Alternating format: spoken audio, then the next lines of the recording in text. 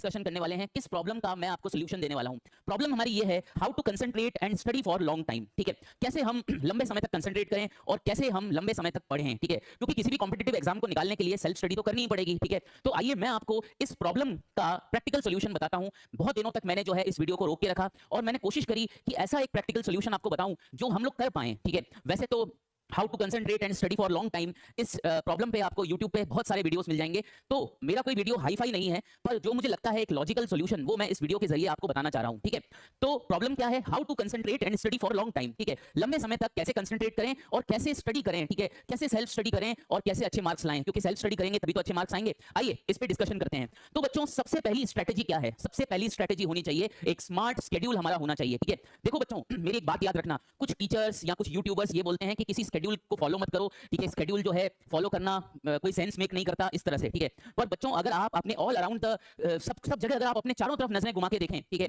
तो हर चीज शेड्यूल पर चल रही है। आपकी क्लासेस पीडब्ल्यू में शेड्यूल पर चल रही है, आप किसी और कोचिंग में जा रहे हैं तो भी वहां पर एक शेड्यूल फॉलो हो रहा है, ट्रेन्स का शेड्यूल है, प्लेन्स का शेड्यूल है, टीवी में जो प्रोग्राम्स आते हैं उसका शेड्यूल है, हर चीज शेड्यूल पर चल रही है। तो पढ़ाई शेड्यूल पर कैसे नहीं करेंगे आप मेरे को बताइए। अगर आप हैफाजेटली पढ़ेंगे, अनशंट पढ़ेंगे, तो उसकी वजह से प्रोडक्टिविटी कम ही होगी। पर अगर आप एक स्मार्ट शेड्यूल फॉलो करेंगे तो मुझे लगता है कि हमारी प्रोडक्टिविटी बढ़ सकती है। ठीक है, तो ये जो स्मार्ट शेड्यूल है ये ज्यादा लंबे समय तक हमें फॉलो नहीं करना। 7-8 महीने जो है करीब नीट के एग्जाम के लिए बचे हैं, तो आज से भी अगर आप इस स्मार्ट शेड्यूल को फॉलो करने लग जाएं तो मेरे को ऐसा विश्वास है कि आप नीट क्रैक कर सकते हैं। ठीक है, पर देर मत करिएगा। अगर आपने तैयारी अभी स्टार्ट नहीं करी है तो आप जल्दी से जल्दी तैयारी को स्टार्ट कर दीजिए। आइए मैं आपको इस स्मार्ट शेड्यूल के बारे में बताऊं। तो ये हमारी पहली स्ट्रेटेजी है। मेरे ख्याल से आवाज वगैरह आपको सही आ रही होगी। देखिए, सबसे पहले हमें कितनी पढ़ाई करनी चाहिए। ठीक है, देखो बच्चों, करीब करीब 6 घंटे की आपकी क्लासेस रहती है। आप किसी भी कोचिंग में जाते होंगे तो कम से कम 6 आवर्स की तो क्लासेस रहती होगी। तो 6 आवर की क्लासेस के बाद कम से कम हमें तैयारी के लिए 6 आवर्स की सेल्फ स्टडी करना बहुत जरूरी है, याद रखिए। ठीक है, इससे कम नहीं जा सकते हम। ओके, तो 6 आवर्स की जो डेली सेल्फ स्टडी का रूटीन है वो कैसे बनाया जाए। ठीक है, आइए मैं आपको एक रूटीन बताता हूं। और ये जो मेरा रूटीन है, याद रखिए, ये थोड़ा पीडब्ल्यू के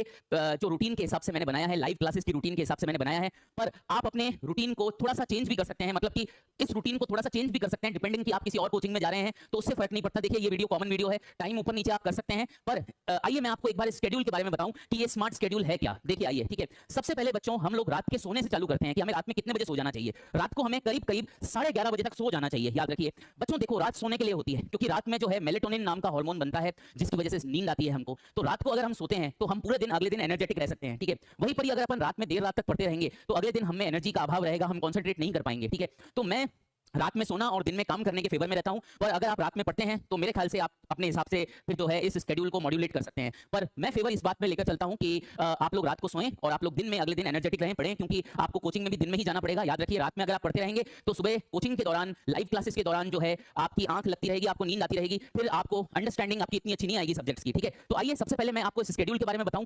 तो रात को आपको 11:30 बजे सोना है। ठीक है, आपको सुबह 6:30 बजे उठना है। ठीक है, तो इस हिसाब से आपके पास करीब करीब सोने के 7 घंटे हैं रात में। ठीक है, 6:30 बजे उठिए। उठते ही कभी भी मोबाइल मत चलाइए। याद रखिए, उठते ही कभी भी मोबाइल मत चलाइए, कोई सोशल मीडिया ना चेक करिए, कोई व्हाट्सएप नहीं, कोई फेसबुक नहीं, कोई इंस्टाग्राम नहीं। सुबह उठते ही मोबाइल कभी भी चेक नहीं करना चाहिए, क्योंकि मोबाइल में ये जो सोशल मीडिया है ये हमें ऐसा खींचता है अपनी तरफ कि हम अगर उसको चेक करने लग जाते हैं तो फिर हमारा आधा घंटा बर्बाद हो जाता है और सुबह का टाइम बर्बाद नहीं होना चाहिए। तो याद रखिए, आप सुबह 6:30 बजे उठते ही कभी भी सोशल मीडिया चेक ना करें। ठीक है, बिल्कुल मोबाइल को एक तरफ रख दें। ठीक है, एक कप अच्छे से कॉफी का या चाय का जो भी आप प्रेफर करते हो वो पीजिए ताकि जो है आप में एनर्जी आए। ठीक है, उसके बाद जो है आप फ्रेश हो जाएं, ब्रश करें, नहाएं धोएं। ठीक है, प्रॉपर तरीके से। इसमें जो है आपके पास आधे घंटे का टाइम है। सुबह 7 बजे आप पढ़ने बैठ जाएं। ठीक है, 7 बजे पढ़ना स्टार्ट करके 8:45 तक करीब करीब 1 घंटा 45 मिनट आप फिजिक्स पढ़ें। सुबह सुबह early in the morning physics पढ़ना सबसे लाभदायक रहता है, क्योंकि सुबह सुबह ऐसा मैं मानता हूं कि हम बहुत एनर्जेटिक रहते हैं, हमारा दिमाग एकदम फ्रेश रहता है। तो फिजिक्स की पढ़ाई 1 घंटा 45 मिनट आप सुबह कर लीजिए। तो 7 बजे से 8:45 तक आप फिजिक्स पढ़ लीजिए। ठीक है, देखो, इस शेड्यूल को आप आगे पीछे भी कर सकते हो। ये तो मैंने एक शेड्यूल सेट किया है जो मुझे बेहतर लगा। ठीक है, पर आप इसमें 10-15 मिनट, आधा घंटा आगे पीछे भी कर सकते हो, इसमें कोई दिक्कत नहीं है। ठीक है, तो आपने 8:45 तक फिजिक्स पढ़ लिया। उसके बाद जो है, जैसे हमारे यहाँ पीडब्ल्यू में लाइव क्लासेस चलती है और लाइव क्लासेस 9 बजे चालू हो जाती है, तो 9 से लेकर 3 बजे तक जो है 3:30 बजे तक लाइव क्लासेस रहती है। आप 3:30 बजे तक अपनी क्लासेस देख लीजिए, लाइव क्लासेस खत्म करिए। उसके बाद मैं आपको बताऊं, 3:30 बजे जो है अपना बेहतरीन लंच करिए, बढ़िया से लंच करिए, सब्जी रोटी रायता सब कुछ खाइए और 1 घंटा सो जाइए। 4 बजे से 5 बजे तक सो जाइए। मैं इतना मानकर चल रहा हूं कि 3:30 बजे जब क्लास खत्म होती है तो आधा घंटा आप लंच करोगे और उसके बाद 4 बजे से 5 बजे के बीच में आप 1 घंटा रेस्ट करिए, बिल्कुल सो जाइए, कमरे की लाइट वगैरह बंद कर एकदम रिलैक्स करिए। ठीक है, जिससे आपके दिमाग को रिलैक्सेशन मिलेगा। अब आप उठिए 5 बजे चाय वगैरह पीजिए, कॉफी पीजिए, जो भी आपको अच्छा लगता है, और आप 5 बजे से सेल्फ स्टडी करने बैठ जाइए। ठीक है, समझ में आया?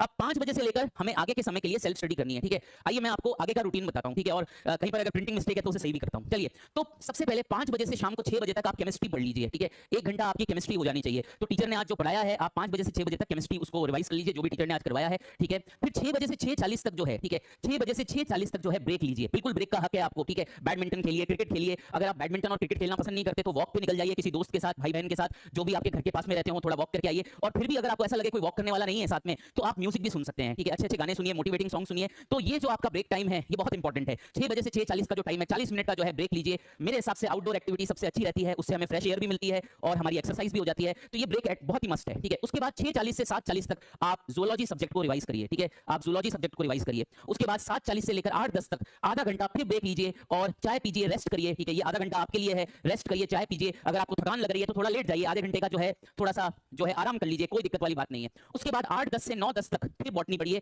1 घंटा पूरा बॉटनी को दीजिए। 9:10 से 9:40 तक आप जो है डिनर कर लीजिए, ठीक है। 9:40 से 10:40 तक फिर फिजिक्स एंड केमिस्ट्री पढ़िए, पर इस समय जो है पीवाईक्यू और डीपीपी सॉल्व करिए, ठीक है। ये जो 1 घंटा 9:40 से 10:40 तक का जो टाइम है, ये जो 1 घंटा है, इसमें फिजिक्स और केमिस्ट्री की डीपीपी सॉल्व करिए, ठीक है। जो आज आपको फिजिक्स और केमिस्ट्री आपने जो सर ने आपको करवाया है, उसकी डीपीपी वगैरह जो क्वेश्चन है, आप 9:40 से 10:40 तक सॉल्व करिए। और 10:40 से लेकर 11:30 बजे तक आप बायो के क्वेश्चंस करिए, जूलॉजी के क्वेश्चंस करिए, बॉटनी के क्वेश्चंस करिए। तो 10:40 से 11:30 तक जो है आप बायो के क्वेश्चंस लगाएं, ठीक है। बायो के क्वेश्चंस हम रात को इसलिए लगा रहे हैं कि हम थक भी जाते हैं तो बायो फिर भी हो जाती है, उसमें कैलकुलेशंस इतने ज्यादा नहीं रहते। तो 11:30 बजे जो है आप अपना जो है इस समय शेड्यूल बंद कर दीजिए। यहाँ पर मैं ऊपर जो है 11:30 लिख देता हूँ। ये 11:30 बजे जो है हमने अपनी दुकान बंद कर दी और अब हमको किताब से दूर रहना है, हमको अब पढ़ना नहीं है। और 11:30 बजे जो है अपनी बुक्स वगैरह बंद करके रात को ब्रश करके आप जो है